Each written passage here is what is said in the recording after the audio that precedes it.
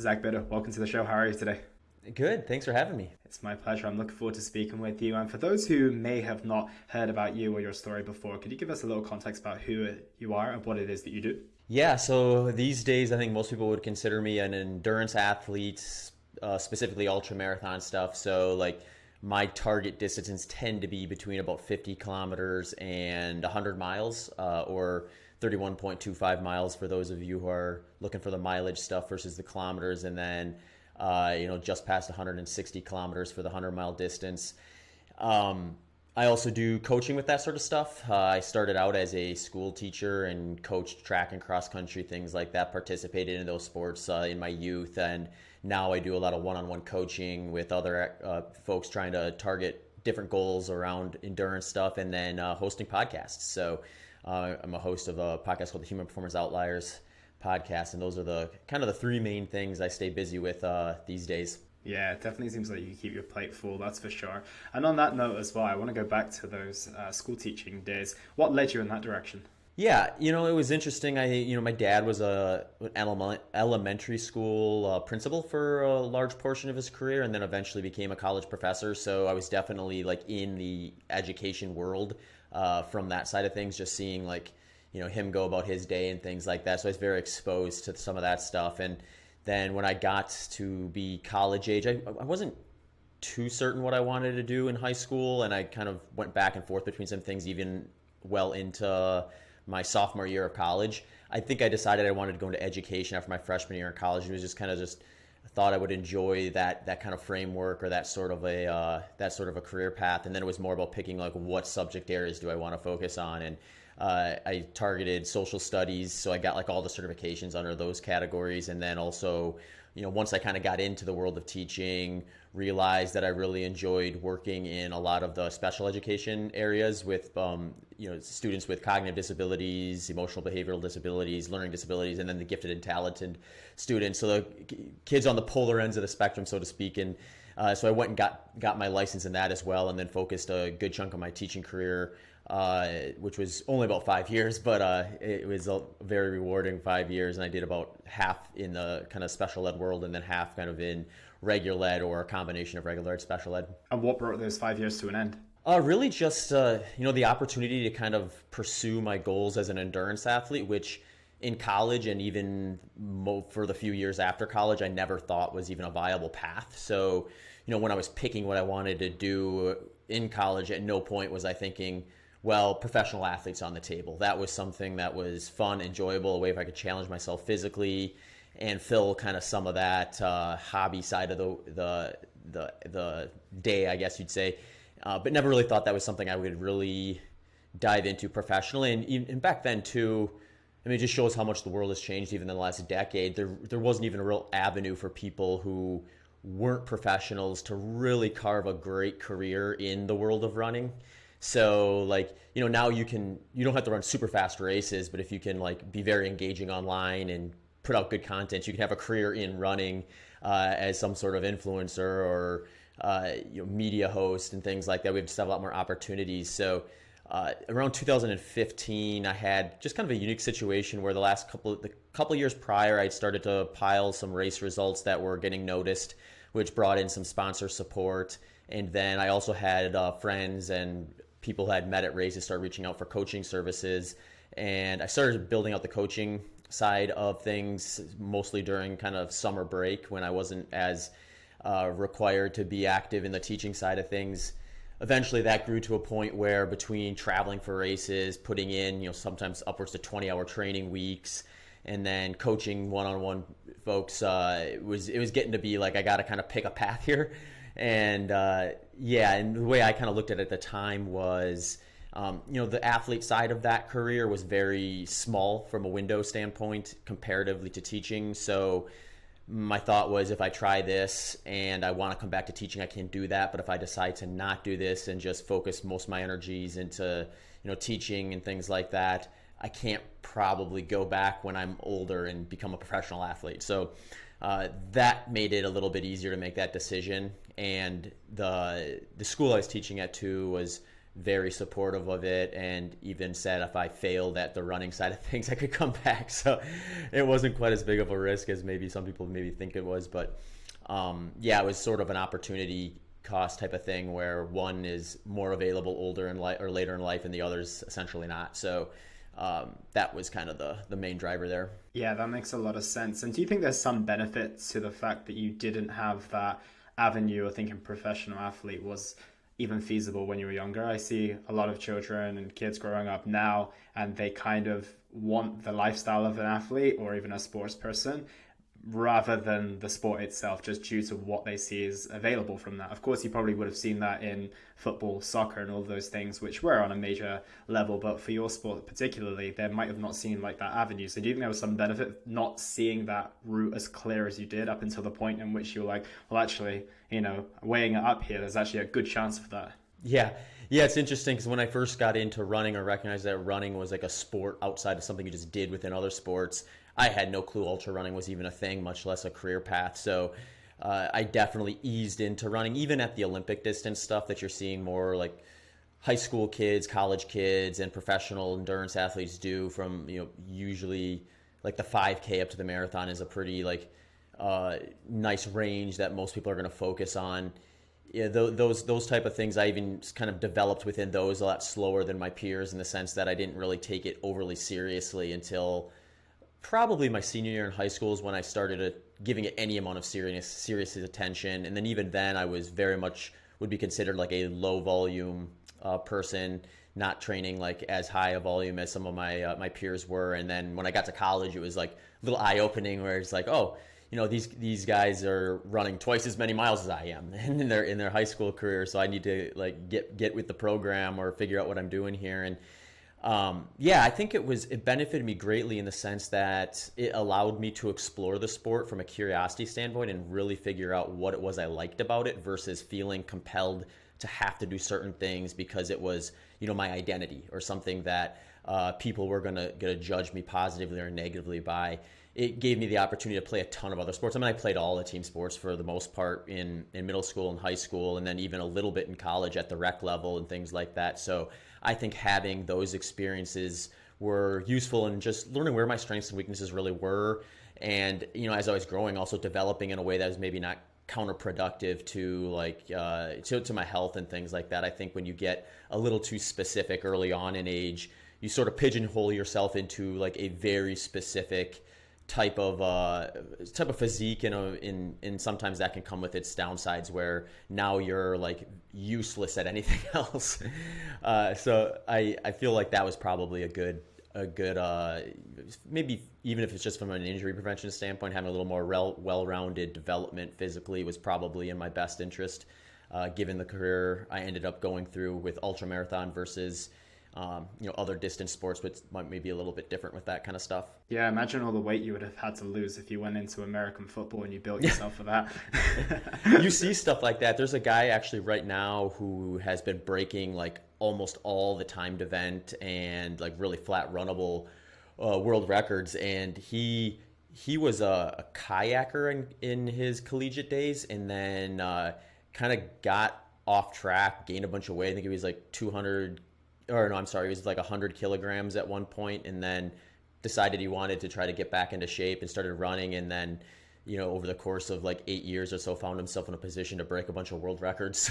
It is funny how the path to ultramarathon can be quite different than what you see with other sports. Yeah, it's insane. And on that note as well, of course, you've gone into ultramarathon, you've obviously pursued a lot of that, but there's a very big difference between doing the competitions and then setting these world records, like the 100 miles, for example. What's made you choose the specific events that you've tackled, both from a competition standpoint and more from a record-breaking standpoint? Yeah, I think it's evolved somewhat over the course of my career. At first, when I was getting into ultramarathon running, it was very much trail type events that were what was available for the most part. That side of the sport grew really fast, a lot quicker when we had this most recent wave of ultra running.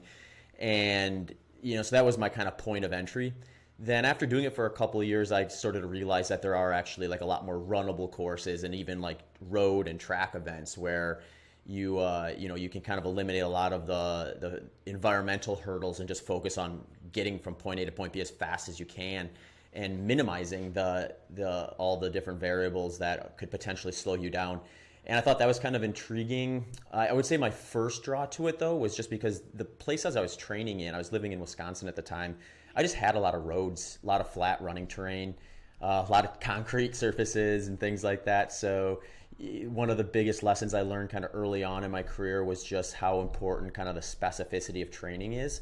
And that can go from just like the order of operations of the type of workouts you're doing and the way you structure your training program, but it can also include where you're doing those workouts. So like if I want to do a race that is on a 400-meter track, it is going to be very useful mechanically and developmentally to actually be on a surface like that for a good bit of time in that kind of those final phases of my training to really get my body ready for that and able to tolerate the stressors it's going to take on, running all day.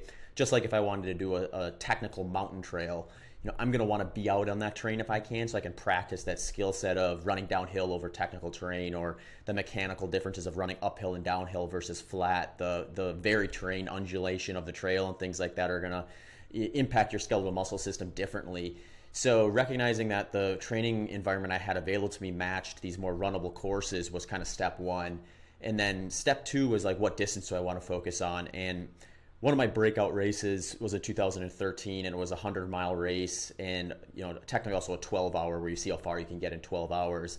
And that was on a 400-meter track. And that race stuck out in the sense that I felt like I was really able to exhaust my training a little more thoroughly than if I tried to train where I was at and then get on a trail, where I always felt like it was a lot more difficult to really feel like I was able to execute the race as well as I could, because I was missing that one component of course specificity.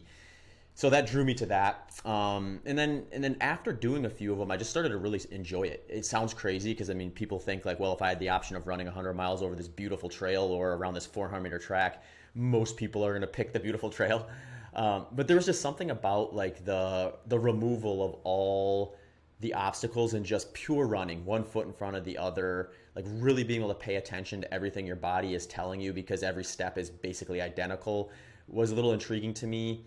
And that, coupled with those environments being very controllable, allows me to kind of measure progress a lot more exact, where I'm not dealing with as much change where like you might have to reroute a trail due to course closure things or environmental issues and things like that. Or it might just be a lot of these trail races, sometimes you can be like big swings in weather where it might be 30 degrees cooler one year than the next, or a lot of rain or snow over the winter may have created one course to be 2 hours slower for the same effort. So it gets a little harder to compare that stuff. And I got really interested in just seeing that, like, what do I need to do in training to induce a performance improvement from what I did prior? And it's just a lot easier to measure that on a controlled environment.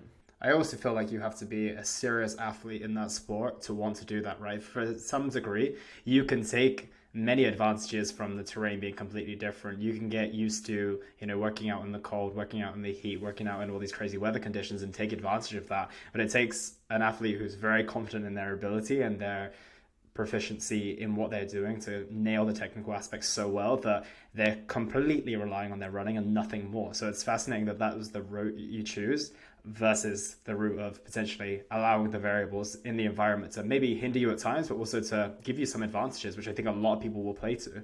Yeah, and it gets really interesting too when you look at just how the sport has kind of like progressed and just changed over the years too, where we do see more mountain athletes, as what we'd call them, coming down to like runnable courses and things like that. And some of them do quite well, but at other times, the majority of them, you can tell like, comparatively with where like kind of the top runners are in the sport on both sides of those different types of environment, they're clearly much better at the one they've been doing. So it's easier to wrap your head around, I think, like if you're running on flat terrain, that going up on a technical mountain is going to create some issues. But I think a lot of times people think, well, if you can run really well on a technical mountain, that's a more challenging environment, so it should be easier to come down on a flat. And it's just like you hit your body a lot differently. I shouldn't say a lot differently, but differently mechanically. The way I kind of describe it is when you have that uniform kind of terrain, you're just really, really brutalizing a fewer number or smaller areas of your body. Whereas you're out on these trails, you're kind of like spreading that out a little bit more. So you're out on those trails, you need to have that more well-rounded kind of development to be able to tolerate everything that's going to happen. You get down on a track, you can neglect some things if you want to. I don't necessarily think that's necessarily good long term, but you definitely need to be getting on those surfaces and getting that specific gait and the mechanical needs, then the muscular stressors that are going to happen on that surface dialed in, or you're going to feel like I did out on the mountains when I first kind of started getting into the sport. Do you ever miss going up on the mountains and miss that type of terrain? Yeah, when I do, I usually just sign up for one of those races, though. It's I did this Get the best of both worlds. Yeah, and that's how I kind of look at it. It's like I pick the races. I kind of have some races that I really like to focus like the majority of my energy or my year on. And then I realized, though, that gets stale after a while. And I think one of the reasons why I've been able to kind of stay in the sport for as long as I have, and I'm still excited to do it, is because when I do get to a point where, let's say I do a flat 100-miler, and I recognize after that, like, I'm just not super motivated to go through that exact same training program again. I don't have that edge I need to really know that I'm going to find my max potential. So I'll take 4 to 6 months away from that, get back out on the trails, do a trail race or something like that, recover from that one, and then go back to it. And then whenever I go back to it, I always have that kind of like refreshed sense of like desire to really put in the work at a quality level and where I know I need to in order to kind of get my head and my body in the right place to perform. That's I think kind of the recipe for long-term success, is kind of keeping that open mind and letting yourself get humbled from time to time by going somewhere, doing something a little different that's going to take a little more time and to get dialed in, and you may not perfect it the way you do your primary target because it's just not something you're going to have years and years of development with. For sure. And you mentioned about longevity in the sport there, but how do you maintain the longevity when it comes to the competitive nature as well? Because it's not like you're just doing these things to show up and to see if you can complete it, because at the end of the day, you know this based on your training, but you are still trying to compete and trying to beat your best. So how do you maintain the competitive edge even when you've broken world records, for example, and you've finished first in many of the races that you've done in the past? Yeah, I think really where I kind of figured out something about myself that's allowed me to kind of stay energized with it was, when I first did that race in 2013 and broke an American record and a world record for that event, it was like sort of like intuitive, was like, oh, well, I just broke the American record for 100 miles. I'm not too far away from the world record. That's a logical target. That's a great thing to kind of like set your sights on. And that was really the draw to kind of keep doing those events, was that, all right, cool, I'm like within striking distance of this this record that I would have never imagined I'd have a shot at, or even knew it was there for a large portion of my life. And then you sort of, over going through the process, I learned that it was less about like this arbitrary record, which even if I get, is gonna get broken eventually. You kind of need a different motivator, because if you're sitting there just trying to cling to world records or constantly chase world records, I just think it's going to end badly in terms of just the way you kind of view the sport and like how you view the people who are breaking your records eventually and things like that. So I sort of switched my mindset a little bit towards, I want to find out how fast I can run 100 miles, and whether someone else is doing it an hour faster than me or an hour slower than me is sort of besides the point. The point is, when I finish and run my last controlled 100-miler, did I or did I not meet my full potential? And that was really the big question I wanted to answer, the big problem I've wanted to solve. So when I've run my fastest 100-miler to date, which is 11 hours, 19 minutes, I finished that race knowing I had a really good race, and at the time probably executed about as good as I could have.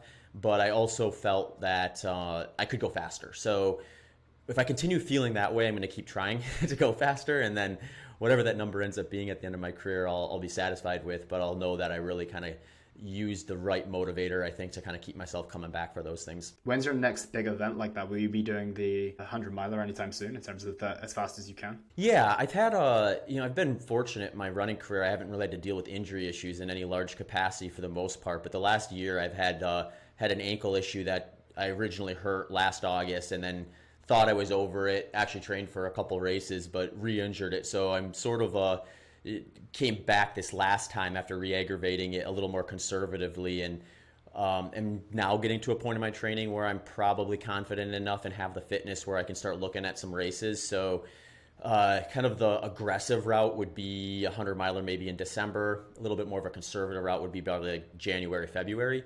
So I'm probably gonna, I might pick a 100 mile race that I kind of want to do, that I'm not as concerned with finding my absolute peak potential at, and do that in December, and then take that information, carry it forward to the next build up, and then do something maybe a little later in February at the 100 mile distance, and then try to really execute that one well. But in terms of like doing one where it's like totally controlled, those options are a little more limited, just because they kind of have to be relatively predictable weather. They've got to be a track ultramarathon for the most part if you want to have your fastest potential time. So there's a couple really good ones. Like there's one in at the Olympic training facility in Milwaukee, Wisconsin, called the Pettit Center. They have an indoor track. It's like 438 meters or something like that, or 43 meters, 443, I think.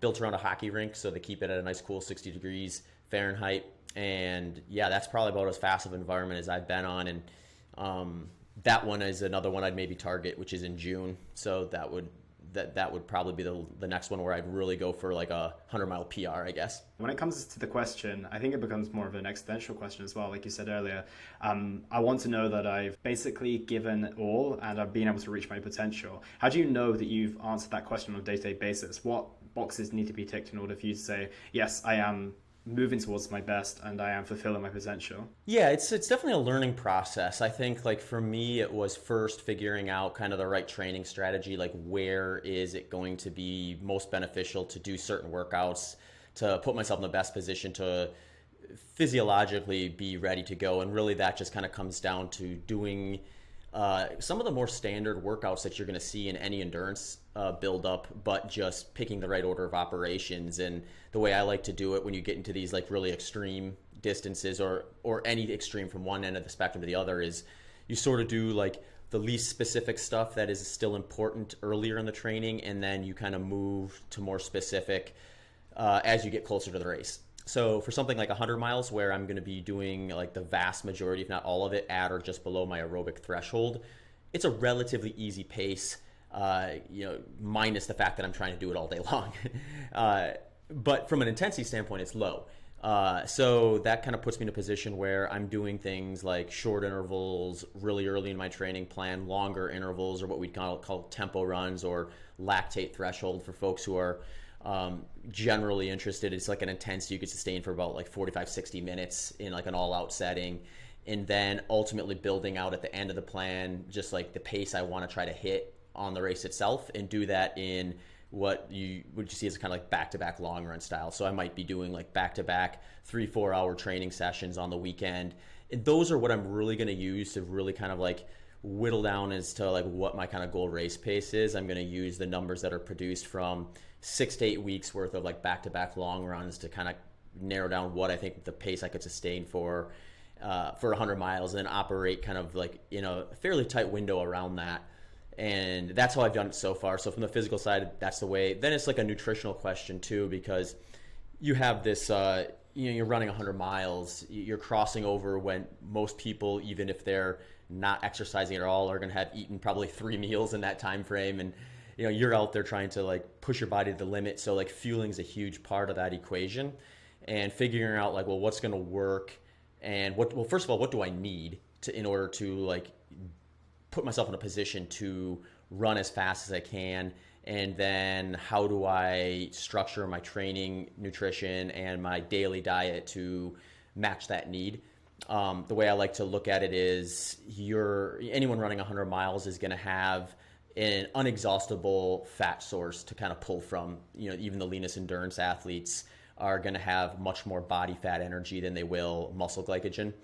So that is not a fuel tank you necessarily need to be worried about on race day, the fat side of it, but it is something you want to be able to burn at a high level, because if you can pull from that, it spares it spares the energy that's coming from that smaller fuel tank, your muscle glycogen. So then it just becomes like this equation of like, how much exogenous carbohydrate do I need to consume during the race in order to defend the muscle glycogen side of it. So for me, I follow a little bit of a lower carbohydrate diet in my normal nutrition, And what that does is it has my ratios of fat to carbohydrates at my goal race intensity be skewed a little more towards fat than what I would have if I were following, say, a moderate or high carbohydrate diet, which just allows me to fuel with a little bit lower amounts of carbohydrate on race day itself, which for me just prevents the potential of digestive issues, which is, when you're talking about trying to like run on a very controlled environment, I mean, you're looking at everything like how many times do I need to stop to use the bathroom? How many times am I going to slow down because I have like a low in energy and things like that? You're trying to work all these numbers out. And I think when you can eliminate additional logistical needs without sacrificing performance, that's something I'm going to try to do. And that's kind of the way I look at that. So for me, based on kind of the tests I've done to kind of determine where my ratios of fats to carbohydrates are going to fall at the intensity I'm going to race at, has me somewhere in the neighborhood of like 10 to 20% of my energy expenditure coming from my muscle glycogen or exogenous carbohydrate usage. So if you look at my 100-mile pace, which is roughly 6:47 and a half minute per mile pace, the intensity that's at with that 10 to 20% carbohydrate metabolism or glycogen metabolism, if you look at that from an energy expenditure over the course of an hour, it's probably somewhere in the neighborhood of 800 to 1,000 calories per hour. So that just means like I'm kind of in the if I can hit like 40 grams of carbohydrate per hour, I'm probably safe. So that becomes the kind of the target to try to take in during the race day, which means on my long runs, I should be practicing that, figuring out what foods, what products are going to be able to, sit in my stomach well without creating an issue while trying to solve a problem at the same time. And that's all part of the process as well. Yeah, it's insane. There's so much of the physiological side of things that needs to be dialed in, and you have to be extremely meticulous when it gets to those levels, because I'm sure the details matter massively. So with that being said, when you turn up to a race day, everything's dialed in. The only thing left to manage from that perspective is the lifestyle variables, your sleep, your stress, and then how your mind is on that day. How do you go about managing those? And also, when it comes to that same question, when you get to the end of the day, how do you tick those boxes? How do you say that, I've had a sufficient amount of sleep, I've made sure my stress is in the perfect place, and I'm managing my mind to the best of my ability as well? Yeah, it's a great question. I think like what I try to do is there's a physical rest component of it, which, is obviously important. And then there's like, getting your mind ready and the rest and stuff that you need to refresh everything. So I'll do like a 2-week taper leading into a goal race where I'm reducing my volume by roughly like 30% that first week after my final buildup, and then about 50% the week leading into the event. And then I'm also going to reduce intensity, which is pretty scarce at that point in my training anyway, since I'm focusing most of my energies on race day intensities at that point anyhow. So that's going to give me the opportunity to really kind of clear some space, both from a time standpoint and an energy expenditure standpoint, to kind of let everything freshen up, get a couple extra hours of sleep, and really get ready for it. I always find like you can't count on getting great sleep the night before an event in most cases, and some of these start so early in the morning. Even if you did fall asleep and get into deep sleep, that alarm's going to probably go off before you want to get up anyway. But I don't put too much. I don't stress out too much about like how much sleep I'm getting the night before, outside of just trying to do the best I can given the situation. But just make sure like those 2 weeks before are very, very controlled, in the sense that I'm giving myself plenty of opportunities to make sure I'm well rested, plenty of opportunities to make sure I'm kind of checking all the boxes nutritionally, working through kind of my race strategy, preparing the logistics so that I don't have anything that pops up that I should have been able to plan for that I didn't. And then the mental side of it is kind of more of a longer term approach. And that's just kind of practicing like where you're going to have your head or how you're going to respond to certain situations in training.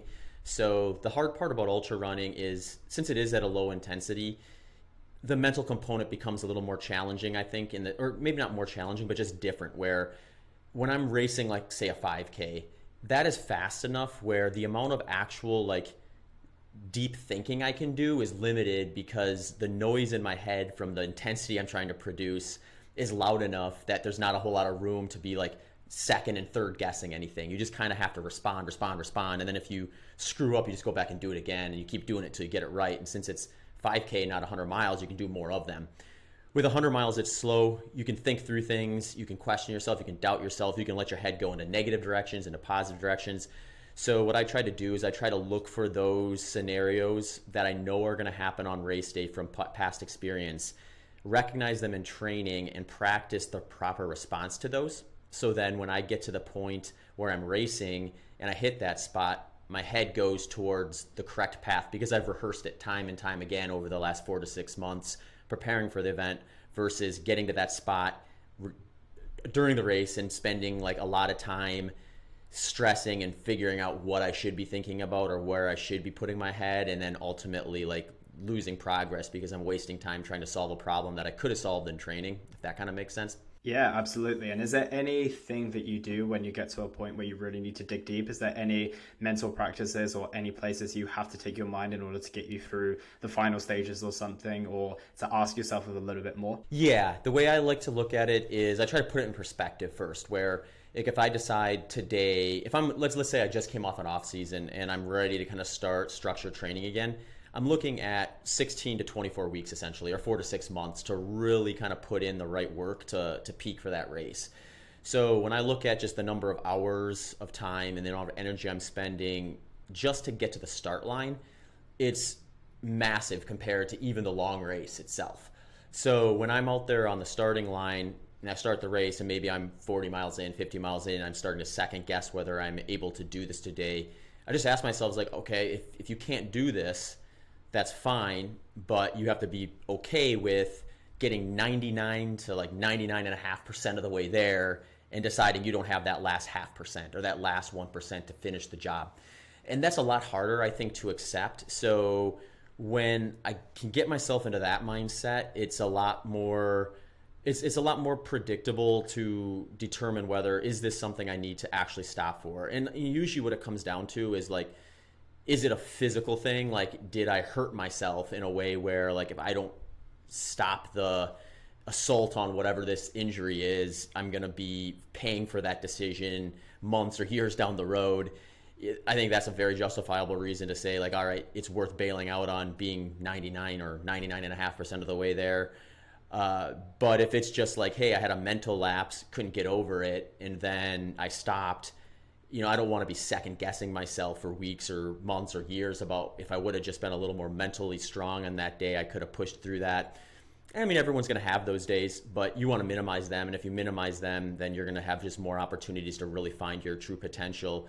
And you sort of learn that throughout your racing career too, where you'll have a day where you're just really dialed mentally and you break through a mental block that would have been a problem for you in previous races. So for one thing, you're excited about that. That's a breakthrough. But then you're also dealing with the whole aspect of like, well, I figured this out now, but what about those 3 or 4 times I didn't? Could I have done it then? And then would I would have had a better race then? You can also go that direction. So I think it is something where at the end of the day, you have to look at it as something that's going to be a little messy. It's not going to be as perfect or perfect at all. And you need to look at even those failures as stepping stones towards learning what is going to work best for you and developing those mental tricks and those mental kind of like motivators or mantras in your head that are going to get you through those tough spots and really show you where the mental hurdles are versus like strict physical ones that you're just not going to be able to kind of push through. 100%. And I guess at this stage, you've been able to know that your mind isn't going to be biased in the sense that if it's physical, it's physical. I know there's a lot of times in which I'm sure maybe, I don't know if it was earlier in your career or there's other athletes that you've heard of where they might almost manifest a physical issue, but it's purely a mental issue. Have you found you've kind of got through that? Is that ever a challenge you had to go through? Yeah, for sure. I think especially earlier in my career before I just had the experience to really see it firsthand. I mean, people talk about it. I think ultra runners in general maybe protect that a little bit because it's a sport where like the general public is going to view it as this big mental endeavor. It's going to be something you kind of hang your hat on to a degree where it's like, I was able to like mentally process this 100-mile effort and things like that. So it's not easy for someone who considers themselves an ultra marathoner to say, hey, I was mentally weak today and that's why I didn't do well. So it's a lot easier to say like, oh, this broke down on me, or I did this or this, something that was insurmountable was the reason. And sometimes it is, but I think a lot of times it is mental. And when you, like I said, when you do have those experiences where you come up to that point where you would have broke before and then you push through and you realize, oh, this was just something I needed to deal with for 10 or 15 more minutes and it would have passed.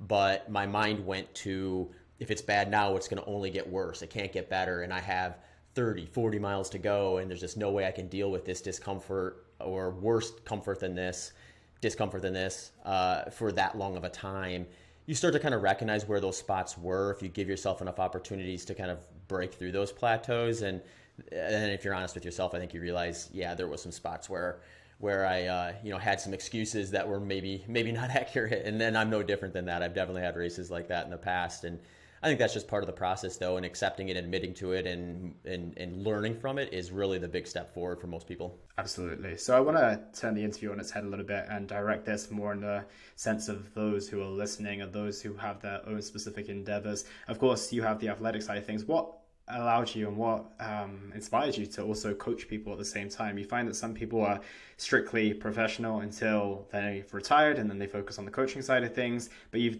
decided to do both at the same time. What was that decision down to? Yeah, I've always enjoyed it. I mean, part of it is, I went into teaching for a reason, so it's kind of filling that void to a degree. It's like I don't necessarily feel like that was something that I just was there for the sake of being there, and it was an important aspect. It gives me an outlet away too. I think there are people who I think can just be very one-dimensional and say, I'm going to live purely like a professional athlete, where I have nothing in the day to worry about other than this training session, what I need to do to recover from it, and then get out and do it again, rinse and repeat, and then race, move on to the next thing. I'm not that inclined to go that way. I think there's also people who, when they put themselves into that world, it looks great on paper, but it is not going to pan out in practice that way, because it puts you in a position where every failure is built up to be much bigger than it really is, because you have no outlet from it. It's there, it's waiting for you. It's like your next goal is to deal with that and that only. And I don't think it really gives you necessarily the clear perspective that you have if you're also doing something else that you can sink time and energy into.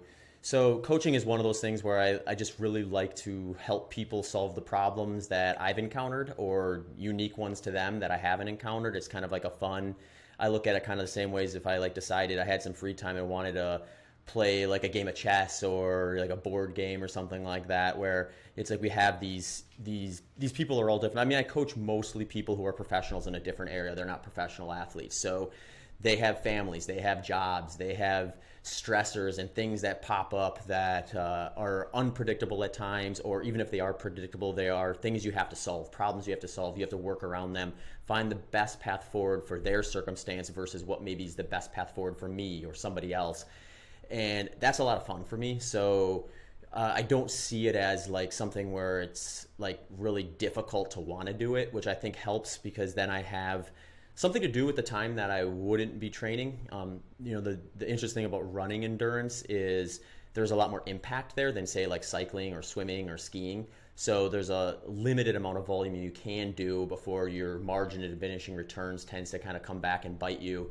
So for me, I want to fill that time with something, and coaching's part of it, podcasting's part of it. And then it's really just coming down to being honest with yourself about the balance of well, how many coaching clients can I take on before it starts to really actually negatively impact my training and racing, or how many podcasts can I record before it starts bleeding into some of the other things that I'm excited about. So really the biggest hurdle for me with that is just finding that right balance. And fortunately I've been doing it long enough now where I feel like I kind of have a good routine, where I know at certain points in my training I'm going to need to be a little more available for that versus some of the other things, and I can kind of plan ahead accordingly. And there's going to be other parts of the year where I can take on a larger number of things outside of the training and racing, and you start to get to see those patterns and they become a little more predictable. Yeah, absolutely. It seems like a really good blend. It is, like you said, it's going to take the sting off of building up for a massive event, then that coming to an end, and maybe having some downtime in between. If you know that on Monday you go back to the coaching clients that you're working with and you go back to X, Y, or Z, whereas there's going to be this massive void to fill if it's just the racing that you're used to doing. And with that being said, you work with, like you said, not so many professional athletes per se. So are you working with many beginners, those who are completely fresh to running? Yeah, for sure. I have a lot of first timers. And actually it's been really interesting the last couple of years, because there's just been kind of a little bit another growth spurt with ultra running. And I think some of that's just general growth in running over the pandemic, when a lot of the gyms closed and people decided well, what can I do? I want to be active. You also have this scenario where you get these big names David Goggins, for example, or Cameron Haynes, who come from completely different worlds. Like, Cam Haynes comes from a hunting world. So he decides to get into ultra marathon running because it's going to help his endeavors out there when he's got to hike 20 miles into the backcountry to, get the elk and drag it back out. That's like a huge advantage for him.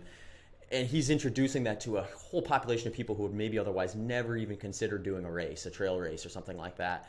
And then you get like the David Goggins type people who are kind of military backgrounds. So now you get these folks who, they had a career where a lot of things that kind of really, I think, work well for endurance sport, like discipline, scheduling, productivity, problem solving, things that are problem solving like quickly and decisively too. Like, these are all really great skill sets that translate well into the sport of ultra running. And, sometimes it's just introducing the person to sport. It's like, I had been running relatively competitively in high school and college for years before I even knew an ultramarathon existed. So it's like there's these communities out here who are even further removed from the sport of endurance that would translate really well to that lifestyle. And I think we're seeing more of them figure that out just because of the relative ease of access to people who are doing these things and, online things. And then big names like Goggins and Cam Haynes, and then guys like Joe Rogan who have huge platforms who are willing to talk about the sport enough where people who wouldn't have heard about it are all of a sudden getting curious about, well, what would happen if I decided to do one of those? And I see a lot of those people come into the sport now who are either have a background in strength, a completely different sport, or are new to running altogether, wanting to kind of take on a challenge. And then there's just the people who they're runners, but they decided, hey, you know what, I've been doing 5Ks, half marathons for a decade, and just like I get a little stale doing the 400-meter loop courses after a while, and I decided to go and do a trail race for a while. They're like, hey, maybe I'll just try this ultra marathon and see what it's like. And it's definitely a slippery slope sport where once you do one, you kind of get sucked in. And that happened to me when I did my first ultra marathon. It was a 50 miler in 2010. I was like 24, and I remember when I signed up for that race, I was like, well, I'm going to do this, and I probably won't do another one until I'm like 30. And I did it, and then the next year I was all in on ultra marathons at that same time. So it has a weird way of kind of sucking you in, because I think it puts you through this process of really learning stuff about yourself that would take years to do at a natural pace. But since you're throwing yourself into this like extreme event, you see these kind of, you're faced to, you're forced to look at yourself from a different angle that sometimes takes a lot longer to kind of get to. And I think people really value that experience and want to recreate it. Yeah, what's that next step look like? I can feasibly understand what it's like to run a 5, a 10, and even a half marathon and a full marathon, but that next step up to those ultra distances, what type of steps need to be taken? What are the big differences between that and your typical races and kind of lengths that people have learned to understand? Yeah, so I think first off, I think there's nothing necessarily wrong with staying at those distances. I think there's sort of different ways to look at it. Like, there's, I think, a lot of value to be had in saying, hey, I really like the 5K. So my next step is not to go up to 10K or half marathon, but it's to see how fast can I run 5K. I mean, I've sort of done that with the 100-mile distance to some degree.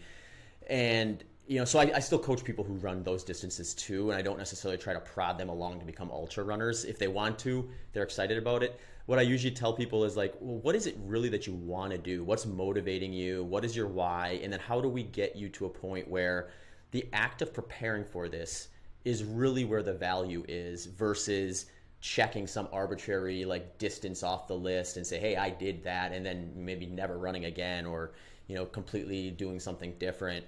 So really finding out where their motivation is, I think, is sort of key to doing it. But then once they do find that, let's say they do that and they decide, well, the 100-mile is that thing that I really want to do the training for. I really want to experience. This is going to be something valuable to me. Even if I have a really bad race day, I'm still going to be just totally stoked on the fact that I went through that whole process.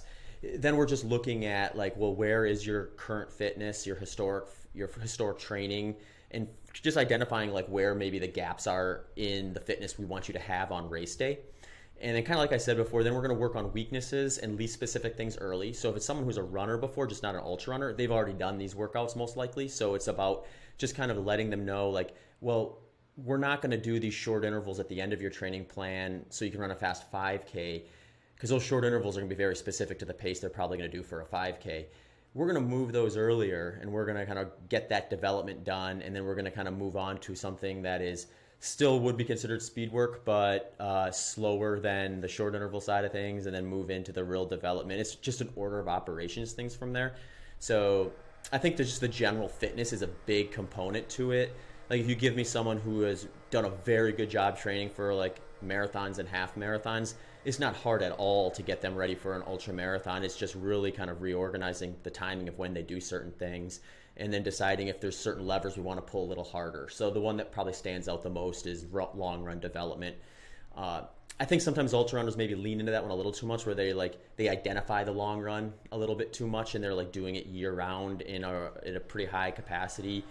I like to kind of minimize that a little bit, especially in the first third to sometimes even 2/3 of the training plan, before really leaning into like making that the primary focus of their development. But once it becomes the primary development focus, I mean, you might be spending like a good chunk, like 50% plus of your training volume on like 2 sessions that week, which just makes it look a lot more lopsided. A lot of runners are going to be a little more routine, where they're doing a pretty standard kind of distance or time per day, and there might be a little bit of a variance on their long run and things like that, but not to that extreme. So just kind of getting them used to the little bit more polarizing aspect of that is another kind of aspect to kind of teach. Yeah, and another big thing that you talk about is not only doing those long runs, it's doing the tempo work and the speed work as well. And something that I found pretty impractical, but something I would love to work around, is being based in a city. The majority of the running I did was in the streets of London, where you're stopped by traffic lights, you're stopped by people and all these type of things. Do you have any recommendations for embedding speed and tempo work into your repertoire when you've only kind of got that street terrain to work with? Yeah.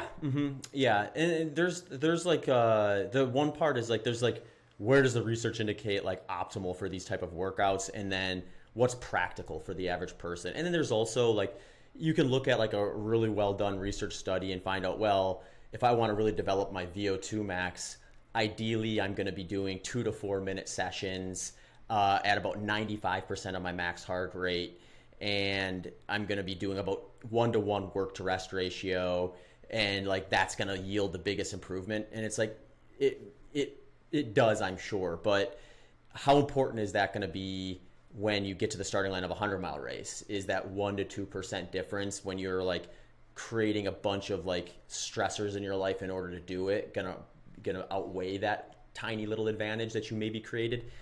And usually the answer is no. I think like at that point, like we're working with someone who's got a specific set of things available to them, and then we're like, what are we gonna do to best prepare you for? So for something like that, I would probably lean a little bit more into a less structured interval session, where it's like you kind of get to know like specific routes where, hey, I've got like a couple minutes where I will have uninterrupted here. I'm probably gonna get stopped at a stoplight. So I'm going to do my fast interval from here to where I'll hit that stoplight, and that stoplight's going to be where this interval ends, regardless of whether it's exactly 2 minutes, 3 minutes, 4 minutes. Maybe it's 2 minutes and 32 seconds. Maybe it's 3 minutes and 2 seconds or something like that.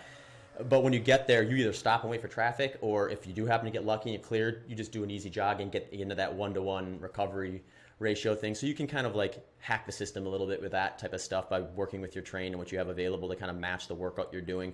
Where that gets a little more difficult is something like where you're doing like something more steady state, or something more like where you're supposed to kind of continuously be working at a specific intensity and minimizing the stopping points to really practice kind of that forward progress mentality on race day. So for those type of situations, I mean, you can get super creative if you want, where you're like doing jumping jacks at the stopping line if you don't mind looking super crazy, or running in place or something like that too. Since the intensity is low for a lot of that continuous, less stopping type stuff, you can get away with a lot more variety, I think, in terms of moving your body. The mechanical aspect of running is important, but I think there's a huge mental component of just being comfortable moving for very long periods of time, and you can do that in a variety of different ways. You don't necessarily have to be, as specific with, kind of the running side of things as you maybe would for like an exact marathon time. And what place does resistance training have in your clients' repertoire when it comes to them essentially improving their running performance, protecting themselves from injury? How much of a bias do you place on that type of work? Yeah, I think it's important. And really the question is like, what is the person's availability for, and what do they have access to? So, someone who's got access to like a full scale gym with all the equipment, that's one set of variables. And there's a person who's maybe, I've got very little time, I've got some at home equipment, it's like some bands or some like light weights or something like that I can work with, and figuring out what do you do with those to kind of best put them in position. What I try to do with folks is we try to focus on doing some strength work. I try to divide it into kind of three areas, and two of them I kind of couple together because they're not going to be necessarily like really big negative impactors on kind of running performance. So I go like lower body is one of them, upper body and core is going to be kind of the next. And I'll usually pair upper body and core together, and then lower body on itself. And then I'm looking at trying to get one stimulus for each of those per week as like kind of the minimum dosage. And if someone who really enjoys strength work, has the time for it, wants to make like a much smaller but still potentially beneficial step forward, they can do 2 of those sessions each per week. I have some that, especially I get some guys and gals who come from a strength background, and they're doing an ultra marathon or a race just to kind of like mix it up a little bit. And those folks are, well, first of all, I usually don't have to direct them too much with strength work. It's more about like, well, which movements are going to be most beneficial for your running, and then they have the routine and they have the knowledge usually of like how to move around and work around a gym and things like that. So there's a little less hand holding on that side of things. But things I like to focus on are like usually muscles that would be a potential imbalance or injury potential, and kind of work with that. So it's like hip flexor strength, tibialis strength, ankle strength, stuff like that. And I mean, a lot of these things can be addressed through a lot of the more kind of fundamental movements, like like the squat movement or the deadlift movement. Those type of things aren't going to be terrible movements at all. You do have to be careful a lot of times about loading up a ton of weight with those, especially if it's someone who doesn't have the background or the form, or even if they do, it's like, you don't want to create an injury or have someone have a setback doing a supplementary activity. I mean, you don't want to have that at all, but it's probably stings a little more if like you're doing this running program, everything's going great running wise, you got the training load dialed in perfectly, and then you like jack your back doing a deadlift or something like that. So, stuff like that I think can be very useful to kind of putting yourself in a position where you're working through some of these imbalances or some of these things. For runners specifically, I find like a lot of times the issues stem from things like sitting in chairs where like your hip flexors are just going to be folded in the opposite direction that you really want to have them when you're in a running form position. So how do we have you go about your day where you're addressing that with either a strength workout or just like the way you're positioning your body throughout the day, and looking at those things as potential ways to kind of move forward in what they want to do. Yeah, we spoke about the nutritional component earlier as well, and how important that is to be dialed in when it comes to your long races. With the clients you work with, do you also recommend them to do low carb? Because I know you've been very vocal about that, and it's something that you implement regularly because it works very well for you. But I'm keen to see if you implement that into your client's journey, or is it once again coming down to the practicalities of what's available to them and what they enjoy fundamentally? Yeah, it's a really good question. I think there's still like, even for ultra marathons where that door is much wider open because the intensity on race day is lower,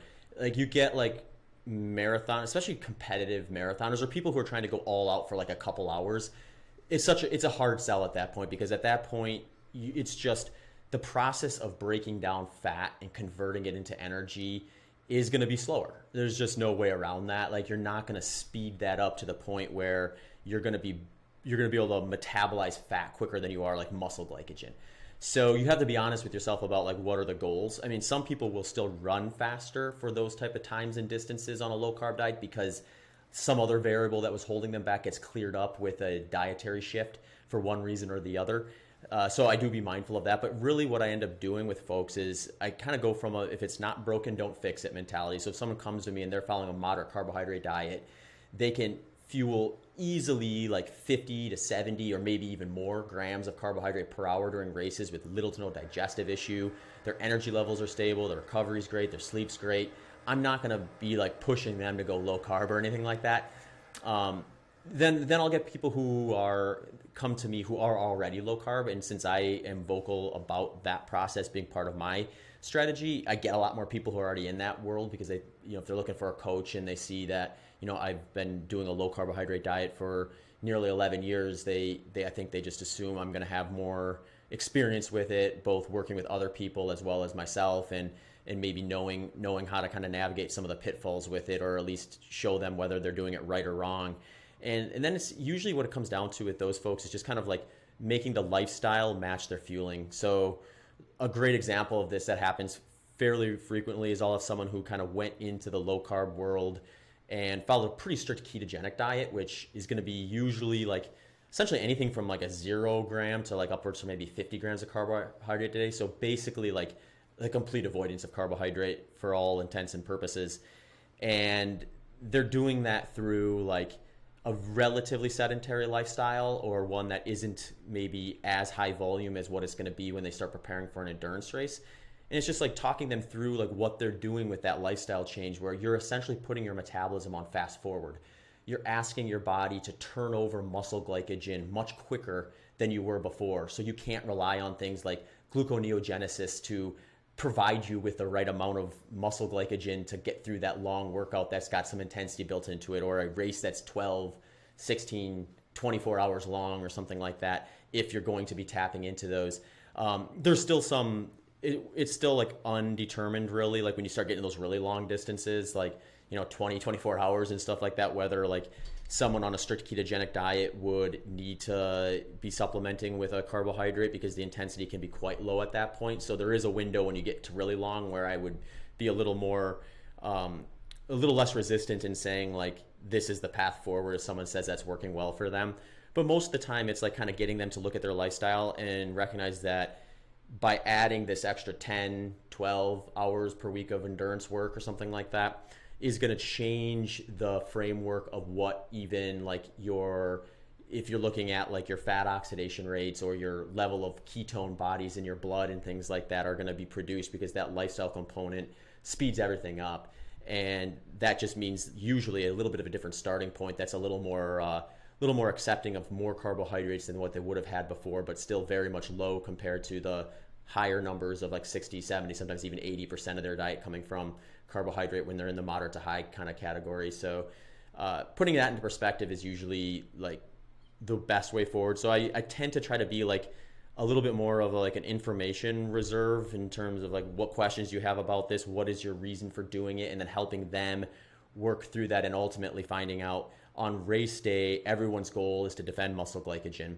Where are you within that range of different numbers that people are going to need, or figuring that out as best we can, and then determining whether any type of dietary shift is necessary or in your best interest or not. So that's usually like fixes most of the problems or most of the questions. And every once in a while I'll have someone who's like just really curious. They just like want to try it out, and they're not solely invested in their race outcome from a specific time standpoint. Like they may only have a goal of finishing, and they're very capable of doing that. And they also want to explore low carbohydrate nutrition. So for someone like that, it's like, well, yeah, let's do it. Let's walk through it. Let's see what your experience is like. We can take that experience and we can build from it. We can stick with it. We can adjust it. We can do whatever we want with it. Once you kind of have that experience, you know how you're going to respond to it. And those folks are fun to work with too. Yeah, I can totally relate with that. That was exactly what came to my mind at this moment. If I was to enter your realm in terms of looking towards performance in running, I would be curious to try that out too, because I don't have a particular affinity to like a moderate to high carbohydrate, which I would currently say I've based my lifestyle off. So I'd be very curious and intrigued to see where I would go with that. And if that was to be my outcome, what does low carb look like for you when it comes to the percentage of someone's total daily caloric intake? So the first thing I usually try to explain to people is, a lot of times I think people come in thinking it's a little more black and white than it really is, where it's like I have to ditch the carbs in order to improve fat oxidation rates, or I have to eat all the carbs in order to benefit from them. And really it's on a spectrum where, like, if I take someone who's 70% carbohydrate and we bring them down to 40%, they're going to improve their fat oxidation rates. Not as much as they would if they went down to 20, 10, or 5%. But the question then becomes, do you need to? Like, do you need to bring them that low? And if you do, are you creating a problem that wasn't there before that now is there, even though you have these like off the chart fat oxidation rates or these really high blood ketone levels and things like that? So usually we first kind of make sure they're on that same page of like, this is a spectrum, and we want to find where on that spectrum is going to work best for you. From the folks I've worked with and some of the people who are researching like low carbohydrate, nutrition with endurance sport and things like that. Usually what I do is I'm going to start them off at somewhere in the neighborhood of like 100 to 150 grams of carbohydrate kind of once we enter structured training. And we're going to watch their workout performance relative to what they've done in the past and its continued development throughout the course of their training. And we're going to make some adjustments along the way. That's very much kind of like a starting point or like a kind of a general general part of it. It's very much low enough to give them the experience of what it's like to kind of be in a low carb lifestyle. When you just look at those numbers, like you're looking at 400 to 600 calories per day coming from carbohydrate. If someone's doing an hour plus of work at a moderate intensity, they're going to be in a position where they're going to be asking their body to burn quite a bit of fat at that level. So we can flex up or down from there. A lot of times it becomes more of or less about flexing up or down from that number, but more about here we have a short interval session. Tomorrow we have a rest day. Do we want to borrow some of the rest day carbohydrate for the short interval session and then average out to those numbers over 2 or 3 days versus being kind of really set in stone with that exact number each and every day? That usually becomes more of the discussion to be had with that. But yeah, and I get people who like are kind of a little bit, you get a range of people. I would say like for most people who are following a low carbohydrate diet, they're going to usually be like below 30% of their intake from carbohydrate, even on their more carbohydrate aggressive days. And they're going to see improvements on fat oxidation rates with that because most people are going to be probably closer to 50, 60%, even if they're just kind of eating more intuitively and less like with a structured setup. So I don't usually toy around too much with like getting hung up on like ketone levels and things like that because I don't think that there's necessarily any indication that that's going to be an improvement. Like it's not, I mean, it depends, I guess. Like if someone's got like seizures or something like that, and then they're on a therapeutic ketogenic diet for that, that's a whole different conversation or context. But generally speaking, I think like, we're getting them into that framework where the majority of their macronutrients are coming from fat. They're kind of have a really relatively more fixed protein intake that's going to stay a little more stable from one day to the next. And then where do we flex the carbohydrates based on kind of whether they're in short interval sessions, long interval sessions, long run development and things like that. And really the higher the intensity, the more we try to concentrate some of their like weekly or multi-day carbohydrate allotment, and then rest days, easy days, lower intensity days, we tend to lean a little more lower than they would on average. And that's kind of like the general description, I guess. Yeah, super interesting stuff, and maybe something I'm going to have to pick your brains on a little bit in the future as well. And then when it comes to sleep and stress, that's probably one of the main components that you navigate with the day-to-day people you work with. Given the fact they're not athletes, they're not looking for the ways in which to optimize those things. So how are you managing your clients' sleep and stress to get the best out of their performance? Yeah, it's interesting because, I mean, people are all over the place with that. It's and some of it's controllable, some of it's not. It's like, if someone decides, hey, I want to do an endurance event and I've got, 3 kids, a wife, a job that I work 10 hours a week at, and the only way I'm going to be able to do any training is if I get up at 4 a.m. I mean, I was in that boat when I was teaching and trying to train for these races where I was waking up at 4:30 in the morning, and I probably wasn't sleeping quite as well as I am now, where I have a lot more control of my schedule as to where I position certain things. So sometimes it's just about thinking like, well, let's get to the best place we can with those based on your schedule, and then try to place the workouts where they're going to create less of a problem down the road. So if that means like there's 2 days during the week where you have less stress, let's make sure we are utilizing those days for the workouts that are going to be a little more demanding on you. And then if you have a day of work that's just like super stressful, let's not throw a short interval session in on that day. Let's maybe give you a rest day or a very lower volume, easy run day if that's something that's going to be a little more conducive for that person's schedule and things like that, or looking at different times a day to train and things like that. With sleep, it becomes also a conversation of workout placement, because I find that working out earlier in the day does tend to be a little more productive for sleep quality or being able to get to sleep at night. So there is a question of like, if you get up an hour earlier to do this workout, will that allow you to fall asleep an hour earlier versus letting you sleep in a little bit longer, but then you're kind of a little bit more wired at the end of the day and have a little bit more restless sleep because you can't get your heart rate to come down as quickly, or you were forced to eat a big meal late at night because you did your workout later in the day and that's keeping you up and things like that. So a lot of the times it's just kind of getting a good understanding what the person's lifestyle is like, what their schedule is like, and where the opportunities for training is, and then using what they have available to not negatively impact sleep, but still give them enough training stimulus to feel confident and able to complete whatever their goal is for the race itself. So, and sometimes that's just having an honest conversation too, where it's like, someone's like, well, I only have 5 hours a week to train and I want to do this 100-mile race. It's like, we could probably still get you to the finish line in a 100-mile race. It just depends on what your goal is and in what you want to get out of the whole experience and things like that. Yeah, I think ultimately it comes down to being super practical and then being honest and frank about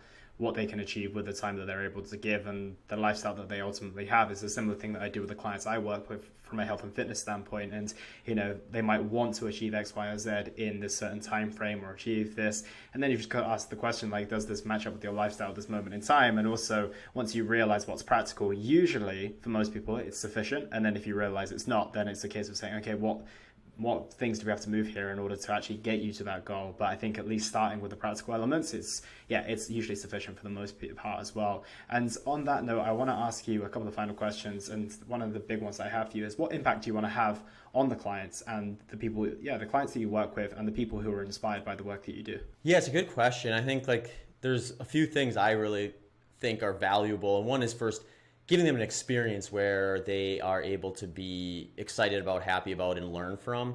I think the cherry on top is like nailing their race goal. I don't think that one is quite as valuable for their long-term development, although for some people it may be.